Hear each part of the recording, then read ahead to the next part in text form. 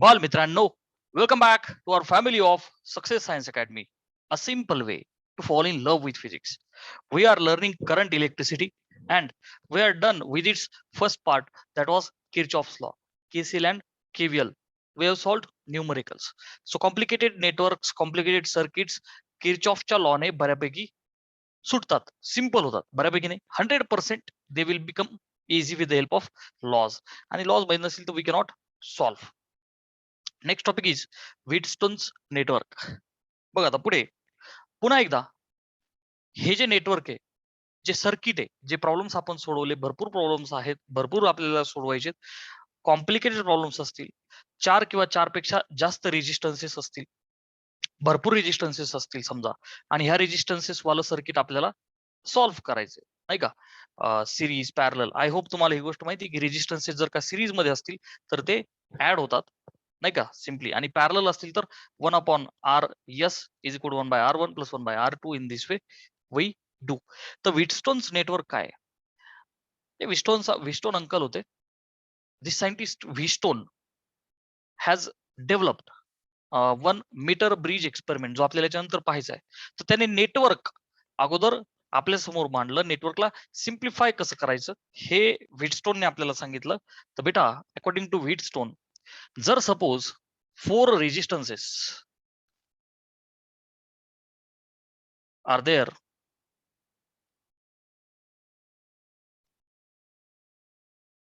Like this,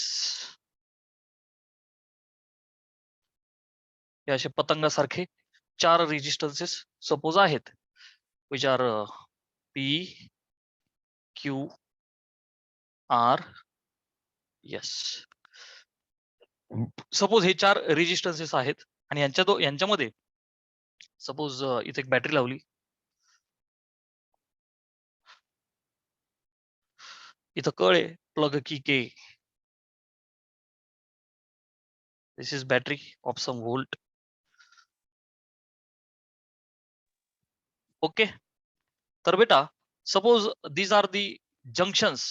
का junction बोलतो बेटा मी? कारण करंट डिवाइड होईल ना. Suppose this is the point B, this is point C, and let us say this is the point D. ठीक आहे, आता ह्या बी आणि डी ह्या दोघांच्या मध्ये लावलं गॅल्व्हनोमीटर. काय लावलं बेटा? Galvanometer. We have to learn it in detail in the later part of the chapter. याला डिटेल मध्ये शिकायचं गॅल्व्हनोमीटर. बेटा गॅल्व्हनोमीटर असतं, ऍक्च्युली गॅल्व्हनोमीटर कशासाठी असतं की स्मॉलेस्ट करंट डिटेक्ट करण्यासाठी. करंट डिटेक्ट करणं हे त्याचं कर्तव्य आहे. गॅल्व्हनोमीटर हे जे डिव्हाइस आहे त्याचं काम करंट चेक करा, एक छोट्यातला छोटा करंट, मिली एम्पियर पर्यंतचा, मायक्रो एम्पियर पर्यंतचा, एकदम छोटासा, मायक्रो नाही परंतु मिली एम्पियर पर्यंतचा करंट हा डिटेक्ट करू शकतो, छोटासा करंट. त्याचं काम करंट डिटेक्ट करणं आहे. इथं बॅटरी आहे, ही प्लग की टच बॅटरी आपण ऑन केली, काय होईल? Current will flow from the circuit. बेटा suppose I is the current flowing through circuit, so incoming current is I. So अख्खा राऊंड मारल्याच्या नंतर येणार पण किती? I. Law of conservation of charge. Incoming charge is outgoing charge, तसं incoming current is outgoing current. आता हा जो आपला करंट चाललाय बरं का, हा करंट पॉइंट ए ला आल्यावर कन्फ्यूज झाला, करे तर क्या करे. मग दोन्हीकडे जावं लागेल ना त्याला, कारण इथे पण रेजिस्टन्स आहे, इथे पण रेजिस्टन्स आहे, दोन्हीकडे वायर आहे. आता तो फुटणार, तिथून काय होईल? तिथून स्प्लिट होईल. मग समजा आपण काय म्हणू की ह्या रेजिस्टन्स कडे समजा I1 गेला. किती गेला बेटा? हे यांना मुद्दाम असे ब्रॅकेट्स करतो मी, P Q R S are the resistances. I1 गेला म्हणजे समजा आला 5 एम्पियर होता, किती? 5. वरती 2 गेला, आता किती उरला? 3. तो खाली जाईल, म्हणजेच आय पैकी I1 उरलेला खाली जाईल. I1 वजा आय वजा I1 किती जाईल बेटा खाली? आय वजा I1. ठीक आहे, ठीक आहे. वरती आय गेला, I1 गेला, तर खाली आय वजा I1. Incoming is equal to outgoing. हा जो I1 गेला ह्या बी पॉइंटला, पुन्हा जंक्शन आहे, बिकॉज देर आर 3 और more wires meet is a junction. तिथे पुन्हा डिवाइड होईल ना तो, कारण खाली गॅल्व्हनोमीटर आहे. गॅल्व्हनोमीटरचं काम करंटला डिटेक्ट करणं आहे. करंटला डिटेक्ट करणे. तर काय करील, त्याच्यामध्ये हा थोडासा करंट घेईल. तर याच्यामध्ये गेलेला करंट आपण आय त्याला सफिक्स जी लावू. काय लावू? I G. G for galvanometer, current in the galvanometer. जर आय जी खाली गेला, आता किती उरला? जस मगाशी आला 5 होता, अच्छा वरती आला 2 होता, खाली 1 गेला. आता इकडे किती जाईल? 1, राइट?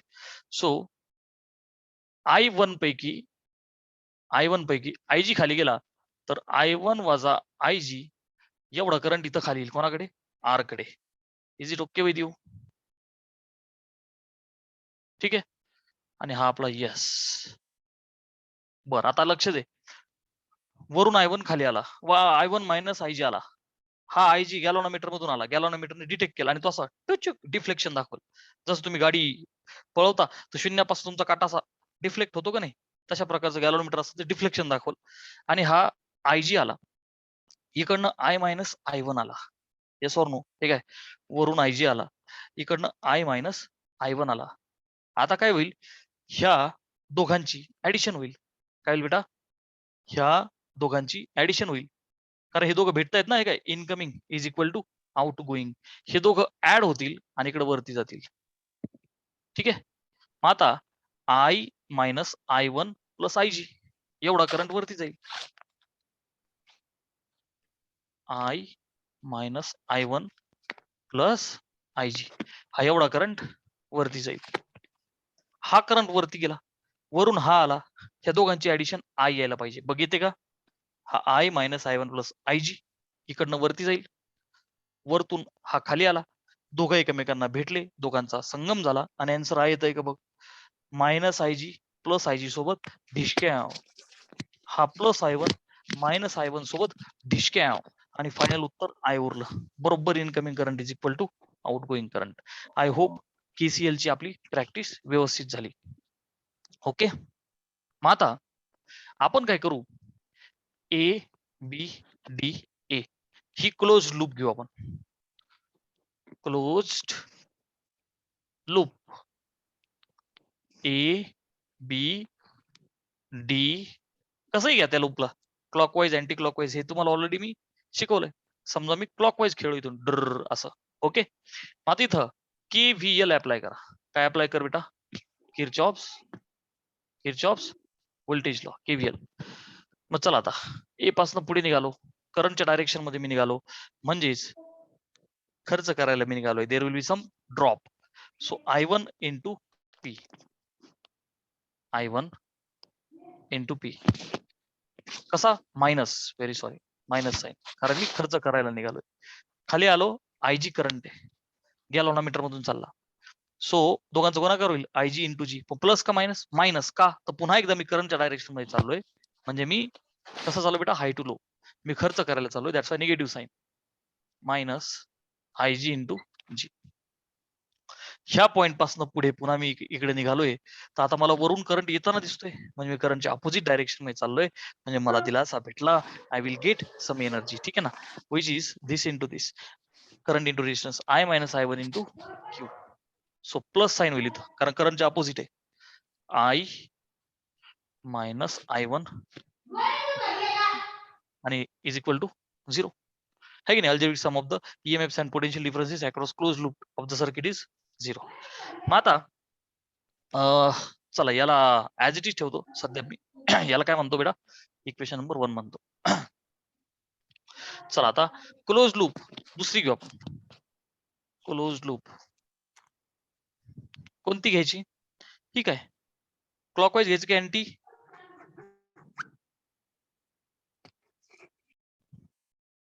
तो क्लोज लूप कोणती घ्यायची आता? BCDB. ठीक आहे. क्लॉकवाईज घेणे तर अँटी, काही फरक नाही पडत. सपोज मी आता अँटी क्लॉकवाईज घेतो, ही अशी. कुठून घेऊ मग? BDCB. ठीक आहे. BDCB कशी घ्या? मी तशी घेतली. KVL अप्लाय करा. चला आता खाली या. This into this, current direction मध्ये negative, so minus I G into G. खाली आलो, पुन्हा एकदा करंटच्या डायरेक्शन मध्ये चाललो, सो दिस इंटू दिस, हा गुणाकार पुन्हा निगेटिव्ह, सो मायनस साईन टाका. I minus I one plus I G गुणिले यस. ठीक. आता इथनं पुन्हा वरती जायचंय करंटच्या अपोजिट डायरेक्शन मध्ये. Plus sign this into this. Plus sign टाकलं. I1 minus IG into R and answer is 0 according to KVL. Clear बेटा? This is my equation number 2. आता व्हिटस्टोन काकाने आपल्याला काय सांगितलं की when B and D are equipotential points. Please focus करा त्या गोष्टीवरती. बी आणि डी ह्या दोन पॉइंट्सला इक्विपोटेन्शियल म्हणजे सिंपल गोष्ट ना बेटा. पोटेन्शियल जर का सेम असेल, जर समजा पाण्याची लेवल सेम आहे तर ते फ्लो होईल का? नाही होणार.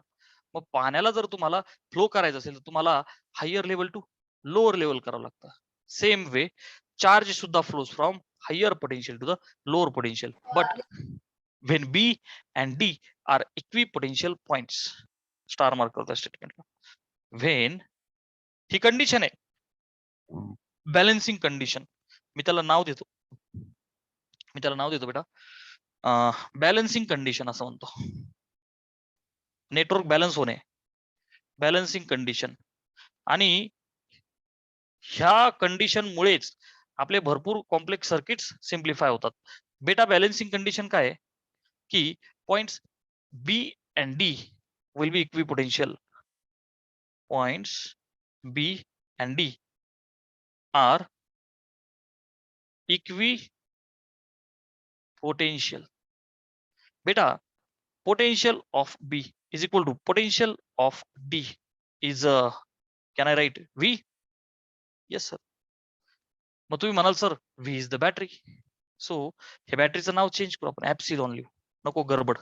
अरे कळतं ना बा 5 व्होल्ट 10 व्होल्ट 25 व्होल्ट काहीतरी असेल, ऍप्सिलॉन नाव दिलं, मी नाव चेंज केलं. ठीक आहे, दोघांचं पोटेन्शियल सेम आहे बी आणि डीचं. मग आता बी आणि डीचं पोटेन्शियल सेम आहे तर त्यातनं करंट फ्लो होईल का? अजिबात नाही, कारण चार्ज फ्लो होणारच नाही, कारण ते दोघांचं काय सेम आहे potential. So charge will not flow and therefore IG current in the galvanometer will be 0. बेटा पकडली बेसिक कन्सेप्ट, पकडली तुम्ही की IG will be 0, current in the galvanometer will be 0. मग हे पुट इन 1 and 2 करा. सो सध्या पुट इन 1 and 2 असं करू आपण. ते 1 आणि 2 या दोघांमध्ये टाकून द्या. चल 1 मध्ये टाका, IG ला 0 करा, ही टर्म उडाली. सो मायनस I1P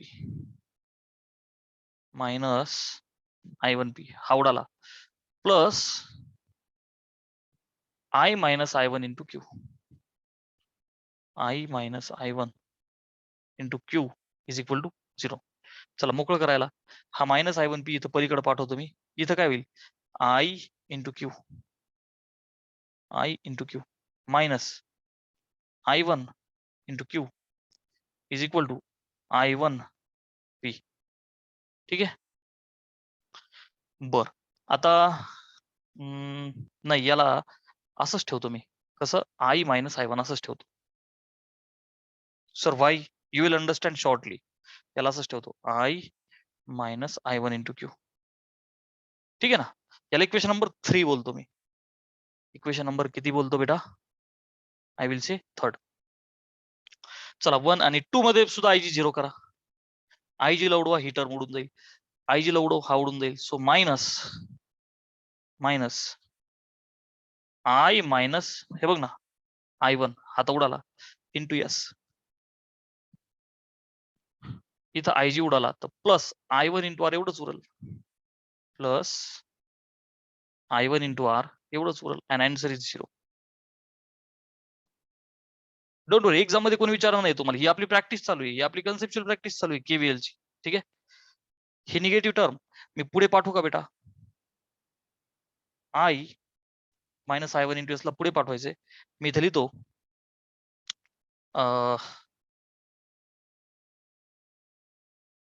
त्याला इथे ठेवतो I1 R is equal to ही टर्म पलीकडे प्लस होईल I मायनस I1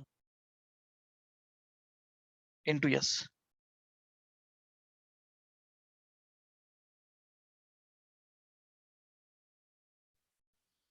बेटा मी काय केलंय, ही टर्म पलीकडे लिहिली आणि ही टर्म फक्त अलीकडे लिहिली, असं रिअरेंज केलं. This is my 3rd equation, this is my 4th equation.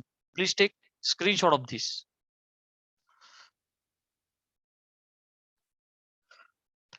पहा लक्ष दे, I will repeat everything. ABCD असा जो पतंग दिसतोय याच्यामध्ये 4 रेजिस्टन्स आहेत, PQR आणि S. एक बॅटरी लावली, बटन प्लग कळ दाबली, टुचूक करंट फ्लो होईल. आय आला, इथे आय डिवाइड होईल, वरती I1 गेला. आता उरला किती? I1 तेवढा खाली जाईल, वरती गेला, पुन्हा ह्या पॉइंटला डिवाइड झाला, फाटा फुटला, 2 ठिकाणी जाईल. गॅल्व्हॅनोमीटर मध्ये IG गेला, मग उरला किती? I1 minus IG. I-I1 खालून आला, IG वरून आला, 2 वायर एकमेकांना भेटल्या, करंट ऍड झाला, पुढे गेला, टुचूक प्लस टुचूक. ठीक आहे.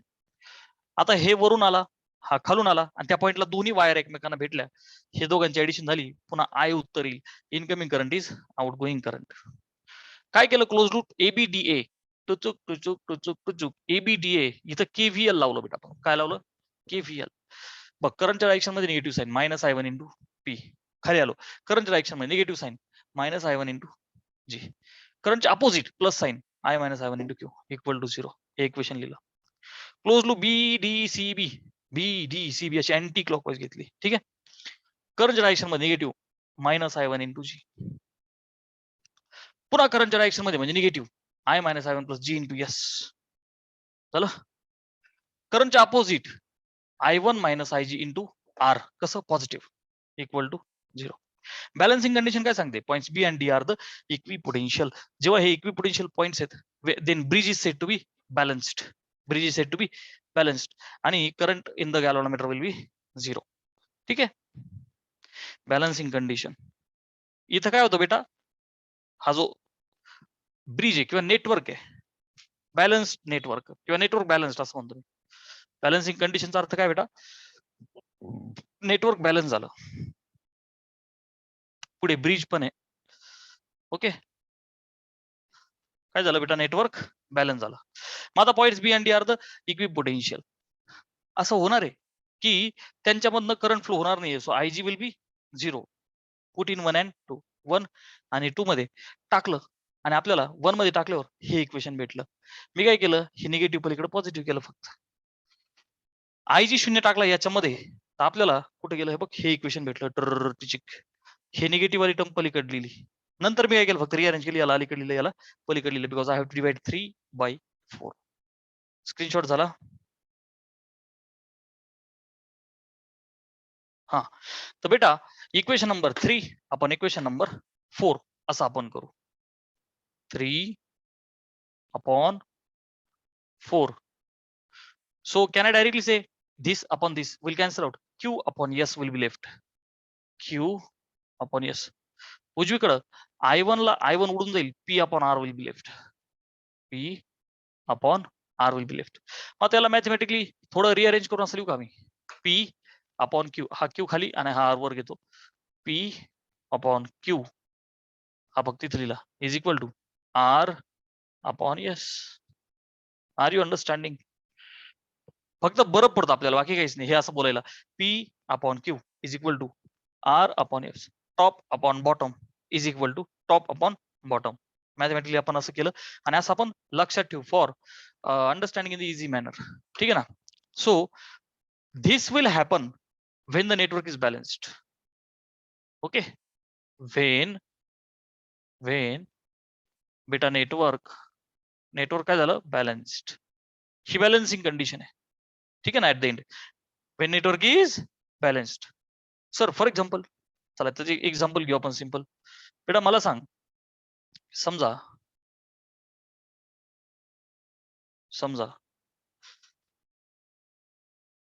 हे बघ, आता समजा इथे 2 ओहम रेजिस्टन्स आहे, इथे 6 ओहम रेजिस्टन्स आहे.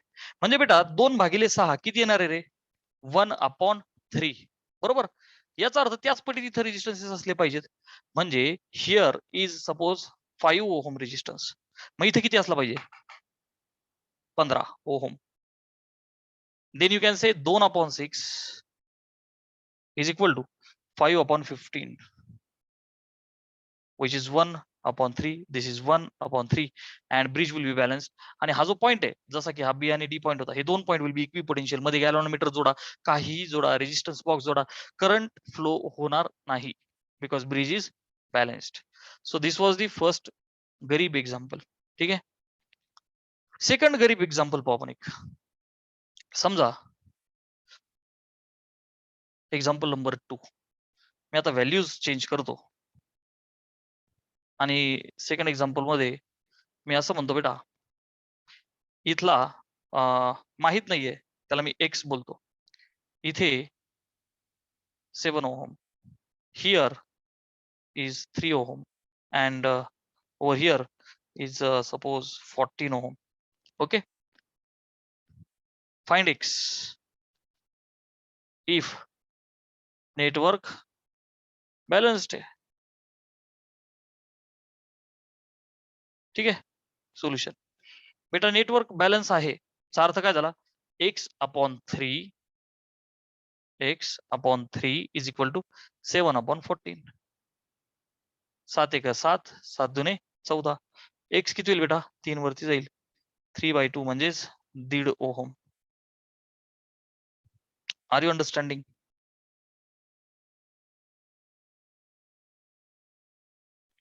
सो बेटा look at the question number 3. Resistances in the Wheatstone's network किंवा ब्रिज असा शब्द असेल, पुढे ब्रिज असेल, no issue. Are 30 60 15 and series combination of 5 आणि x असे सगळे आहेत. जर का नेटवर्क बॅलन्स्ड आहे, x फाइंड करा.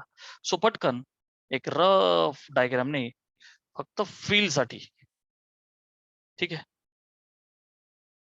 सो बाळा 30 60 हे बघा, आपण आता एका कशी लिहायचे, 30 60 आहे टॉप अपॉन बॉटम सिक्वेन्शियल लिहिलेले असतील तर टॉप अपॉन बॉटम. पुन्हा 15 ओहम हा तिसरा, आणि जो चौथा आहे top upon bottom series combination of 5 आणि x. इथे हा जो आहे हा सिरीज कॉम्बिनेशन आहे 5 आणि x. आता तुम्हाला माहिती आहे resistances whenever they are in the series they get added. So 5 + x मी सिम्पली लिहू शकतो. हे बघ, ज्यांना माहित नाही त्यांसाठी पुन्हा मी लिहितो की बेटा सिरीज साठी when the resistances are in the series, suppose हा पहिला आणि हा दुसरा R1 आणि R2, तर जो त्यांचा जो इक्विव्हॅलंट आहे तो काय होईल बेटा, R1 + R2. समजा पॅरलल मध्ये असतील दोन रेजिस्टन्सेस, कसे आहेत बेटा, सपोज पॅरलल मध्ये दोन किंवा दोनापेक्षा जास्त किती असू शकतं. समजा हा R1 आणि हा R2 they are in the parallel. The resultant will be 1/RP is 1/R1 plus 1/R2. मग याला जर सोडवलं तर तुम्हाला माहिती आहे my answer will be RP will be R1 R2 upon R1 + R2. Clear बेटा, बेसिक कन्सेप्ट आहे. कसं लक्षात ठेवायचं, फक्त दोन रेजिस्टन्सेस साठी multiplication upon addition, multiplication upon addition. आणि पॅरल मध्ये 2 5 12 25 50 1000 resistances, infinite resistance R in the पॅरल. तर R अपॉन N जसं आपण कॅपॅसिटर मध्ये केलं होतं, आठवतंय का लक्षात, लक्ष येतंय. So take the screenshot of this concept. Series and parallel दोन असतील तर मल्टिप्लिकेशन अपॉन ऍडिशन. ठीक आहे. चला आता हे सम आपण सोडवू. बेटा सिरीज मध्ये म्हणजे सरळ सरळ ऍड होतील. अपोजिशनला अपोजिशन ऍड होईल, रेजिस्टन्सला रेजिस्टन्स. रेजिस्टन्स काय, opposition to the flow of electrons, add होईल. मग आता मला सांग, टॉप अपॉन बॉटम म्हणजेच 30 अपॉन 60 त्यांनी दिले ना, network is balance. Balancing condition लावा. This 2 points are equipotential, right. So 15 upon 5 + x, 15 upon 5 + x सोडवा. So 30 1 30, 30 2 60. 5 + x into 1 will be 5 + x equal to 2 × 15, 15 2 झाले 30. x will be 30 मधून 5 गेले 25 ओहम. Take the screenshot.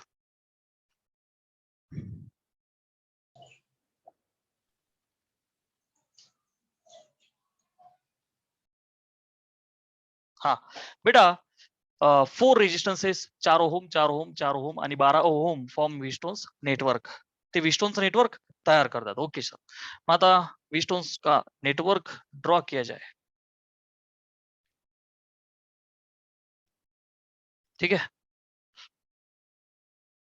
हे व्हीटस्टोन्स एक नेटवर्क तयार करतात. किती बेटा, 4 4 4 लिहायचे कसे माहिती ना, 1 2 3 सलग दिले की आपण असे लिहायचे, top upon bottom, top upon bottom, 1 2 3 4 अशी सिक्वेन्शियली लिहा. क्लिअर आहे. सर अशी लिहिली तर नाही चालणार का? चालतं ना, एकच आहे. असे असे लिहिले तरी एकच आहे ते. ठीक आहे. फक्त आपण top upon bottom is top upon bottom असं लक्षात ठेवायचं. बरं. Find resistance which when connected across 12. 12च्या across resistance which when connected across 12 ohm resistance. 12 ohm जो आहे याच्या अक्रॉस लावला. मी नुसत्या व्हॅल्यू लिहिल्या बेटा. I must write in terms of ohm. ठीक आहे ना? ओहम. 4 ओहम आणि हा 12 ओहम. ठीक आहे ना बेटा? तर काय म्हणतात ते विल बॅलन्स द नेटवर्क. सध्या नेटवर्क बॅलन्स्ड आहे का? नाही ना. कारण 4/4 आन्सर इज 1. इथे बघ ना 4/12 answer is 1/3. It is not balanced. मला त्याला बॅलन्स करायचंय. म्हणजे हा 4 आहे तिथे 4 असणं गरजेचं आहे ना. 12 ओहमला 4 ओहम करायचंय. बालमित्रांनो प्लीज माझ्याकडे नीट लक्ष द्या. नोटबुक मध्ये लिहित असताना हा एक पॉईंट लिहा. आपल्या मराठी भाषेमध्ये जसं तुम्हाला आवडेल. हे बघ रेजिस्टन्सेस एका सरळ रेषेमध्ये तुम्ही म्हणजे एका पुढे एक सिरीज मध्ये पहिला, दुसरा, तिसरा लावत जाणार तर ते ऍड होत राहतील ना. फॉर एक्झाम्पल एक 2 आहे आणि दुसरा 4 आहे. एक सलग लावले तर 2 आणि 4 किती होईल बेटा? RS विल बी 2 आणि 4 6. जर बेटा ह्या दोघांना पॅरलल मध्ये लावलं बरं का, पॅरल मध्ये लावतो मल्टिप्लिकेशन अपॉन ऍडिशन. सो 2 गुणिले 4 भागिले 2 अधिक 4 4 दुने 8 भागिले 2 आणि 4 किती झाले बच्चा? 6. बेचोक 8 बेत्रिक 6 4 भागिले 3 म्हणजे ज्याला मी अप्रोच म्हणले असतो 3 एक 3.33. बेटा सांगण्याचा मुद्दा हा आहे माझा. सिरीज मध्ये इक्विव्हॅलंट मोठा होतो. हे मराठीमध्ये लिहा. सिरीज मध्ये जो इक्विव्हॅलंट आहे इफेक्टिव्ह रेजिस्टन्स आहे तो वाढतो आणि पॅरल मध्ये इफेक्टिव्ह रेजिस्टन्स कमी होतो. प्रत्येक इंडिव्हिज्युअल रेजिस्टन्स पेक्षा मराठीत वाक्य लिही. पॅरल मध्ये इफेक्टिव्ह रेजिस्टन्स जे दोघं असतात 2 आणि 4 त्यांच्यापेक्षाही कमी होतो असं मराठीतली. बघ ना 1.33 ह्या दोघांच्याही पेक्षा लहान आहे जे इनपुट दोघ जण होते आणि इफेक्टिव्ह सिरीज मध्ये काय होतो? मोठा होतो. म्हणजे बेटा सिंपल प्रश्न आहे. इक्विव्हॅलंट मोठा करायचा का छोटा करायचा? बघ ना 12 आहे त्याला 4 बनवायचा आहे म्हणजे छोटा करायचा आहे. छोटा करायचा तुम्हाला काय वापरावं लागेल? Parallel combination. ही कन्सेप्ट मला शिकवायची होती बेटा. क्लिअर आहे? छोटा करायचा म्हणजे पॅरल. मला ह्या 12 ओहमच्या अक्रॉस कोणाला तरी एकाला पॅरलल जोडायचंय. Is it okay with you? Parallel. मला नाही माहिती हा कोण आहे. मी म्हणतो एक्स. ठीक आहे ना? सो एक्स ओहम रेजिस्टन्स आपण लावला कुणाच्या अक्रॉस? 12च्या अक्रॉस पॅरलल मध्ये. मग आता 12 आणि एक्स चं जे आन्सर आहे ते किती यायला पाहिजे बेटा? 4. So are parallel answer must be 4 ohm. Agree? कारण की तरच 4 हे याचा आन्सर 4 विल बी 1. मग आता 12 आणि एक्स पॅरलल आहे. मल्टिप्लिकेशन भागिले addition 12x upon 12 plus x answer is 4. So बच्चा 12x is equal to 12 plus x इथं गुणिले होईल. सो 4 12 प्लस एक्स 4 गुणिले 12 12 चौक 48 अधिक 4 गुणिले एक्स 4x इथे कोण आहे बेटा? 12x. ह्या 12x मधून हे 4 गेले राहिले 8x.